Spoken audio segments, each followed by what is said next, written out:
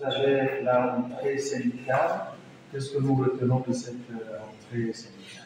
Bon, mais ce qu'il faut déjà retenir, c'est que c'est une rentrée syndicale qui a pour but de planter le décor sur les objectifs à atteindre au courant de l'année syndicale 2024-2025.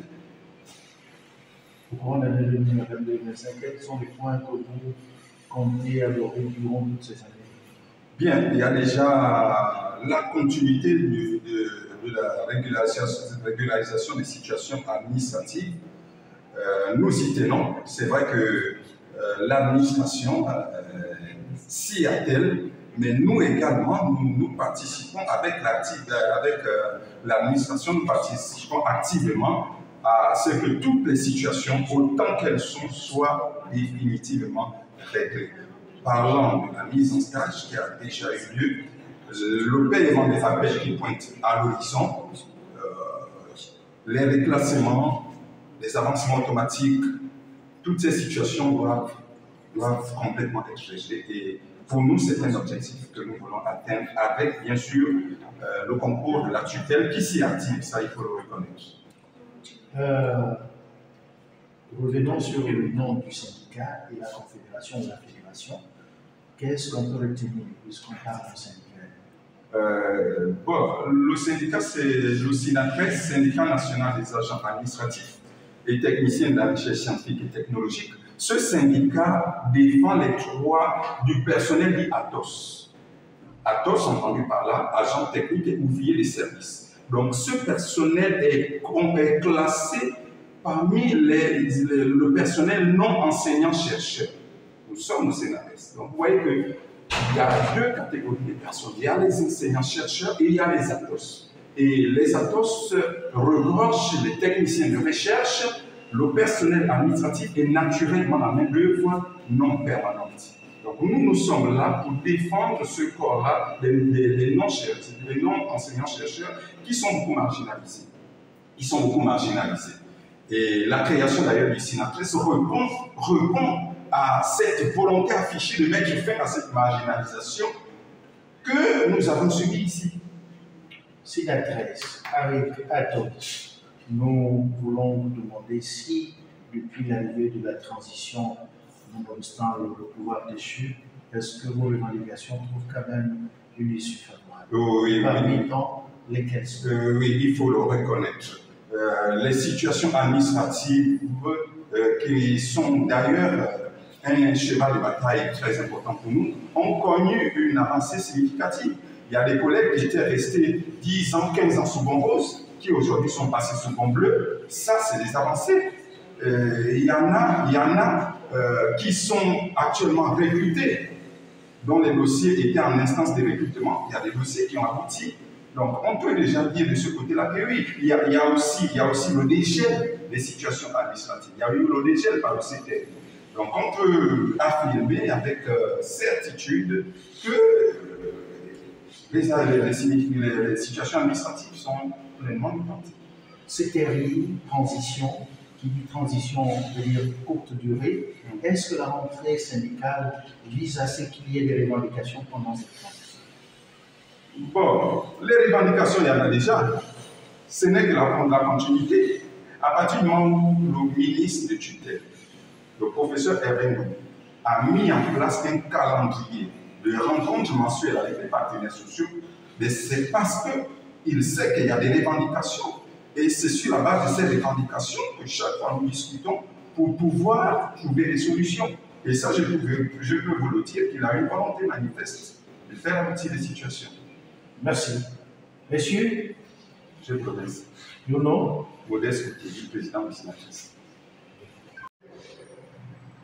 Bonjour à tous, je suis Thierry Mécalé, chargé de la communication et des relations extérieures du syndicat national des agents administratifs et techniciens de la recherche de l'enseignement supérieur et de la technologie, le SYNATRES. Le SYNATRES a un niveau depuis 2 ans. Nous avons une 3e année et nous sommes depuis ce temps dans des combats nobles, notamment la régularisation des situations administratives, l'amélioration de l'emploi, du travail et du cadre de travail les espaces, la disponibilité de l'eau, de l'Internet, en tout cas tout ce qui est important pour que l'agent se sente au mieux et soit le plus possible opérationnel. Aujourd'hui, le 29 octobre 2024, nous avons l'AG. Cet AG consiste à ramener un peu tout le monde dans le sens de la nouvelle démarche, puis il va falloir suivre avec phase, avec les autorités de notre communauté en place. Je sais qu'il y avait qui n'est pas la maison. Nous avons fait déjà un bon chemin, nous avons eu beaucoup de résultats positifs, notamment en termes de régionalisation administrative.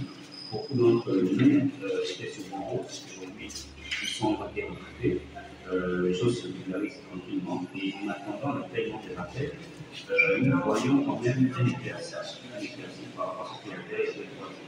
Il faut aussi signaler qu'au niveau des partenaires sociaux, donc notamment tutelle, il y a un meilleur rendu.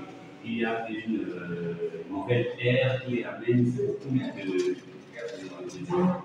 de neuf et de mieux dans la coopération que nous avons, qui avant était un peu confus, mais aujourd'hui commence à aller. Donc nous avons l'ambition de continuer là-dessus et de faire encore mieux, d'apporter un peu plus pour que le CNRS, qui est le Centre national de la recherche de sciences et de la technologie, puisse jouer son rôle sur le plan national et international. Les agents du SINAPRES sont édifiés à tout moment pour qu'ils soient performants à leur travail, qu'ils apportent un plus, à cette entité que le SINAPRES. Le SINAPRES est un bijou national que nous devons choisir et que nous devons garder.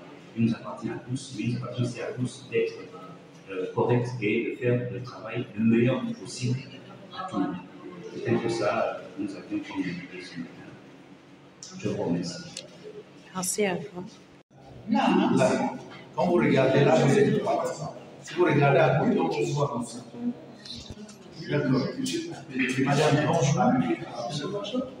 rappelez-nous un peu les missions régaliennes du syndicat lié au SINAPRES. Ok, je suis Blanche Tanzema, présidente du syndicat national des agents d'appui, des agents d'appui de l'enseignement supérieur et de la recherche scientifique, en abrégé SINAPRES. Alors ce matin, je viens appuyer un syndicat, le syndicat Atos SINAPRES, qui fait son entrée syndicale pour l'année académique 2024-2025. Quelles sont vos prérogatives en tant que syndicat? Alors, nos prérogatives, comme l'a si bien dit le président Modeste Koukidi, nous sommes là pour défendre les intérêts du personnel administratif de notre ministère. Je vous prendrai un exemple concret, comme il l'a si bien dit tout à l'heure. Au sein de notre ministère de l'enseignement supérieur et de la recherche scientifique, je parlerai plus précisément des recrutements, des intégrations, des titularisations. La première catégorie qui est prise en compte dans notre ministère, c'est d'abord les enseignants, chercheurs et chercheurs. Alors, il y a des agents qui ont plus de 20 ans qui sont restés, non seulement au fonds propre, mais certaines personnes doivent aller à la retraite, qui aujourd'hui viennent d'être recrutés. Ils viennent d'être recrutés et ils n'ont pas encore perçu leur premier salaire de leur recrutement. Alors, je ne sais pas si avec la transition, on peut changer cette manière de travailler. Alors, pourquoi vous ne vous détachez pas du SINAPRES? Est-ce qu'il est obligé de travailler avec le SINAPRES dans cette question? Mais nous sommes obligés de travailler avec le SINAPRES parce que nous sommes tous des agents administratifs, nous sommes tous des ATOS. Dans les ATOS, nous avons plusieurs syndicats ATOS. Mais là, je ne parlerai que du SINAES.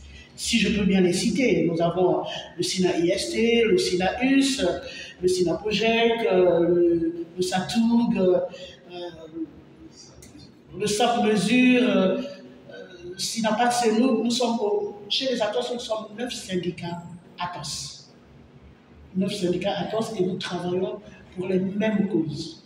Au départ, nous étions chacun dans son coin, mais nous avons décidé de fédérer ensemble pour que les mêmes problèmes qui minent, par exemple, au secrétariat général de notre ministère, nous avons un syndicat, c'est le SAP-Mesure, au CENOU, c'est le SATOUG, le SINA-POGEC, À l'ENS, c'est le SINA Grèce, le feu Pascal Patsaga, j'en passe. Donc nous sommes là pour défendre les causes de ces personnels. Est-ce qu'en défendant les causes du personnel, vous ne vous mettez pas vous-même en danger? Pardon? Vous ne vous mettez pas vous-même en danger? Non, je me mets pas en danger parce que moi, je suis d'abord agent. Je me mets pas en danger. Lorsque quelque chose ne va pas, il faut aller au fond. C'est mieux de parler que de garder. Il est mieux de parler en face, il est mieux de discuter. Comme l'a si bien dit le président Modeste, le ministre d'Enseignement supérieur et de la Recherche scientifique, professeur Hervé de Messingon, a engagé des réunions mensuelles. Des réunions mensuelles dans la continuité des revendications. Au jour d'aujourd'hui, comme il a si bien dit, il y a certains dossiers qui ont abouti et d'autres sont en cours d'aboutissement. Je prendrai le cas précis ici, quelque chose qui n'a pas encore abouti. Alors, on a recruté des attachés de recherche ici en 2016, qui étaient attachés de recherche, mais au jour d'aujourd'hui, ils se retrouvent ingénieurs, donc ce corps-là n'existe pas chez les Atos. Bien, le nom c'est Blanche Mokita Nzamba, présidente du SINAS. Syndicat national des agents d'appui de l'enseignement supérieur et de la recherche scientifique, en abrégé SINAS.